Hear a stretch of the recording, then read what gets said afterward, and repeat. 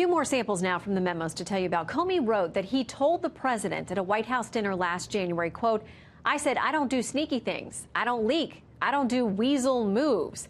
While discussing the salacious, unverified, dirty dossier, Comey writes this: the president told him, quote, "It was a complete fabrication and fake news, and it bothered him if his wife thought there was even a 1% chance it was true." In March, Comey, quote, reminded him we weren't investigating him. He said it would be great if that could get out. Fox News senior Capitol Hill producer Chad Pergram joins us now. All right, what are they saying tonight on Capitol Hill, Chad? Because they pushed to get these memos over on the House side. Now they have them. Well, first of all, starting with the Republicans, they would say that with James Comey, in his mind, the real culprit or the real person who's the victim here is James Comey, the fact that he got fired and was basically saying, I want to work for a president who he didn't agree with necessarily. The other thing that's notable here is that they say, and this comes from Devin Nunes, the chair of the Intelligence Committee, Trey Gowdy, the chair of the Oversight Committee, and Bob Goodlatte, the chair of the Judiciary Committee, in kind of this tripart statement where they say that Comey was blind to the biases of the FBI, defended Andrew McCabe. Now, the other side of the story here are the Democrats. Elijah Cummings, Democrat from Maryland, the top Democrat on the Oversight Committee, he says that there were contemporaneous notes here, meaning that there's some veracity to what Comey was saying. House Minority Leader Nancy Pelosi immediately said that Comey, or basically the president here, that was exuding contempt for the rule of law. That's a talking point that she has used repeatedly and tried to tie this back to the possibility that he might fire Robert Mueller. I think it's very interesting that the Republicans tried to chide Comey, talking about the level of detail that he gets into, the height of the tables and the way the dining room was arranged. That's kind of a way to say, come on, why don't you get at some real facts in this description, just not, the atmospherics of the room.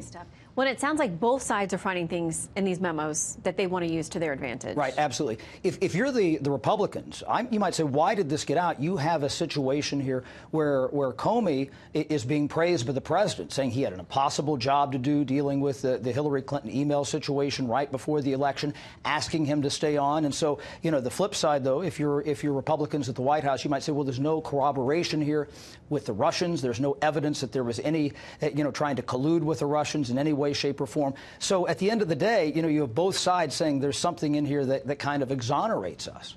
Well, anything else that jumped out to you? I mean, it was 15 pages, some of it redacted, but there was plenty there for us to sift through. Yeah, and going through the first part of it that dealt with these allegations of Russian prostitutes that the president allegedly may have been involved with. Now, this is stuff that came from the Steele dossier here. We had been hearing about this for a long time on Capitol Hill, Shannon, that there were allegations about this, and that Comey wasn't saying that it was true. He makes that clear at one point in the memo, but just saying this is something that's out there and we want to talk about this. And the president said, no, there was never any issue with prostitutes in Russia circa 2013. The president indicated to Comey, according to Comey, that he presumed that every room that he slept in, any hotel room, was wired. The other thing here is that that he praised Comey.